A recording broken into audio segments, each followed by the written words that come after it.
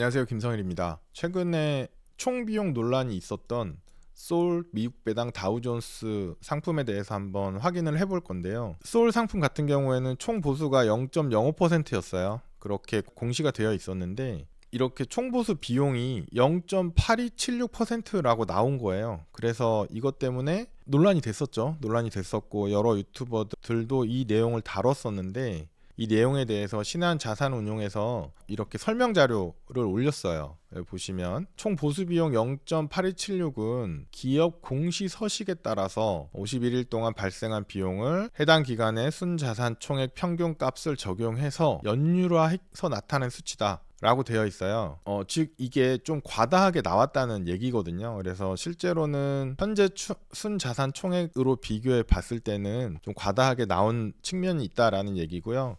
그리고 이게 나중에 공시가 되게 되면 더 긴 기간 동안 공시가 되게 되고 이게 희석되는 모습이 보여요. 총 보수 비용이 51일 동안 발생한 건데 신한 측에서는 실제 발생한 총 보수 비용보다 과다하게 표기되고 있다라고 설명을 했고 현재 기준으로 봤을 때는 금투협 전자 공시상의 TER 0.19% 수치가 정확한 값임을 안내 드립니다라고 되어 있어요. 신한의 설명도 일부 맞고요. 이게 총 보수 비용이 특정 기간에 굉장히 크게 표현될 수가 있어요. 그런 부분은 이제 알고 있어야 되고요. 실제로 금융투자협회 사이트에 가면 이걸 조회를 할 수가 있거든요. 금융투자협회 사이트에 가서 펀드별 보수 비용을 클릭을 하고 나서 여기 소울 미국 배당이라고 입력을 하면 이렇게 ETF들이 나와요. 이 오른쪽에 이 보수들이 나와요. 신한에서 막 얘기한 보수가 이거죠, 이거. 기존에 0.5% 보수를 받는다고 했는데 0.19%가 실제 비용이다, 총 비용이다라고 얘기를 하는데 요거는 일부 맞는 얘기인데 추가적인 게 또 있습니다. 뭐냐면 아까 화면에서 오른쪽으로 더 드래그를 해보면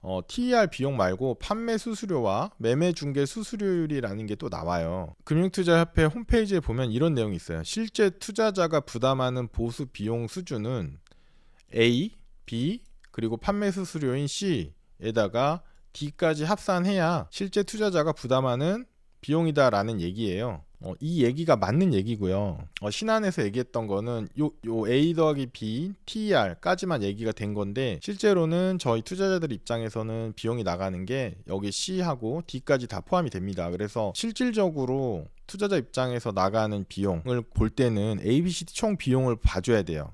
ABCD 총 비용은 제가 그냥 이름 붙인 건데요. 여기 있는 A, B, C, D 에 있는 비용을 다 합산해서 봐야 된다는 거거든요. 이 비용을 합산해 보면 소울 미국 배당 다우존스는 0.3731이 나오고요. 해지형으로 나온 거는 0.2962%가 나와요. 투자자 입장에서 나가는 비용은 0.37이다 라는 걸 알 수 있고요. 경쟁사인 에이스 미국 고배당 총 비용도 한번 조회를 해봤어요. 조회를 해봤는데 여기 같은 경우에는 총 보수가 0.06인데 총 비용 ABCD 총 비용은 0.3173으로 나와요. 그래서 총 보수는 소리 0.05%로 에이스보다 더 적은데 ABCD 총 비용 관점에서는 0.37로 소리 더 비용이 많다라는 걸 알 수 있습니다. 그리고 최근에 상장한 타이거 상품 같은 경우에는 이게 바로는 안 나오고요. 바로는 안 나오고 나중에 공시되는 내용을 확인을 해봐야 돼요. 공시되는 내용을 확인해 보면 어느 정도 비용이 나가는지 알 수 있습니다. 이 자료는 S&P 500 ETF들에 대해서 총 보수와 ABCD 총 비용을 조회해 본 거예요. 여기 같은 경우에는 상장된 지 몇 년 된 것들이 있기 때문에 비교해 보기 좋은 것 같아서 가져왔고요. 오른쪽에 보시면 ABCD 총 비용을 계산해서 그게 낮은 순서대로 이렇게 소팅을 했어요. 여기 보시면 가장 ABCD 총 비용이 가장 많이 들어가는 경우가 0.4 정도 되죠. 0.4 정도 되는데 우리 S&P 500 그 다음에 소울 S&P 500인데 여기 같은 경우는 둘 다 2022년에 상장했네요. 2022년에 상장을 했고 총 보수가 0.05인데 여기에서 기타 비용이 이렇게 들어갔고요. 0.2, 0.17이 들어갔고 매매 중개 수수료 이런 비용이 또 추가가 됐죠. 그래서 총 비용이 0.4 정도가 나왔습니다. 2022년에 상장한 또 다른 상품인 코세프 S&P 500 같은 경우에는 기본적으로 총 보수가 0.021로 낮고요. 기타 비용은